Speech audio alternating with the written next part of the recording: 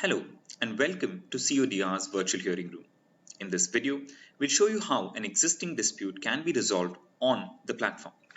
Once case details are received, the registrar creates a virtual hearing room for that dispute. The details of the case, including the name of the arbitrator and the counsel, are captured. All relevant case-related documents are uploaded onto the platform. The registrar then adds all players who are necessary to resolve that dispute. This would involve the arbitrator, the parties, the counsel, etc.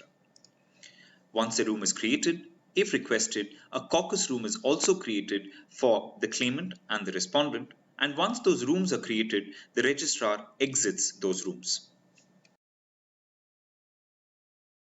Once a party receives information that a case has been registered and a hearing room created, that party will be able to access the relevant rooms. In this case, the claimant counsel logs onto the platform and sees that a hearing room for the case has been created. The claimant counsel also sees that a caucus has been created for the claimant team in this particular matter. Once a party logs on to the hearing room, the party is able to see all details relating to that case and see all the documents that have been uploaded. The party is also able to see all of the members who form part of that particular hearing room. Since a number of documents have been uploaded, the party is also able to see what documents have been uploaded and look for any particular document that the party is interested to see. In the hearing room, the party is able to send text messages, audio recordings, upload documents, or even send a video message. The caucus room has all the features of the main hearing room, except, as you will see, that the registrar has left the room and the number of members in this particular hearing room is limited to only one side of the dispute. The arbitrator can start the video conference by going on the top right, clicking the three dots and going to video chat. This will open a video conference for all the participants on the call. Once the arbitrator starts the video conference, participants can join by using the click to join button. In the video conference, they will need to allow the system to use the microphone and the camera.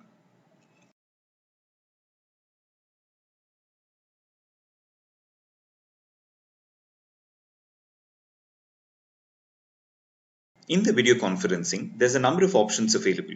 For instance, you can toggle between a speaker view and a grid view. In the speaker view, you can select the speaker that you wish to choose, or the person who is speaking is automatically displayed.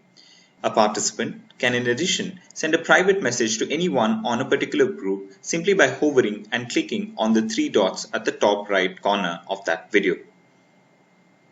A participant is also able to share their screen. They can either share their entire screen, an individual application window, or a particular tab on their screen. A host of any hearing room has certain additional privileges. They can, for instance, using the button at the bottom right corner, mute everyone on the call, or they can hover over any speaker and selectively mute them, mute everyone else, or remove that person from the video conferencing. The host also has the ability to add a further layer of security to a hearing room by adding a password using the link here.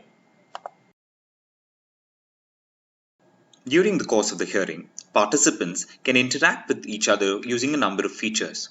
The first is the chat functionality, which allows parties to send messages within the video conferencing room itself. Once a message is sent, the message pops up on the bottom left-hand corner of the screen. And if the message is sent privately, then only the person who has received the message sees it and not everyone within the room. Another way of communicating during the course of a hearing is using the caucus room that we showed earlier. If a person sends a message on the caucus room, then an alert is received on the main hearing room here on the bottom right-hand corner. The participant is alerted that a message has been sent on the caucus, and the party can choose to go back to the caucus and continue the conversation. The caucus is accessible in the virtual hearing room tab. The message can be sent and replied to by way of a video conference as well, which opens up a parallel video chat without leaving the main hearing room. Participants can seamlessly move between one hearing room and the other, and depending on which hearing room they have muted, participate in that particular hearing room. In this case, the participants will need to mute the main hearing room and unmute the caucus room in order to have that private conversation without ever having to leave the main arbitration hearing room. Participants can also choose to share documents during the course of a hearing using the screen share function. This allows parties to share their screen and bring the attention of the arbitral tribunal to the specific document they want the tribunal to see. It is also possible to highlight relevant portions within the specific document so that the attention is brought to those portions. CODR also makes available to arbitrators technology-trained stenographers.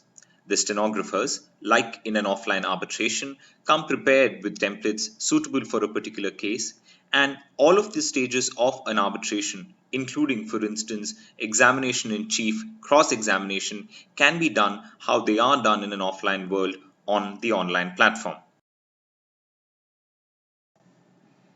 CODR also provides parties the option of delayed transcription.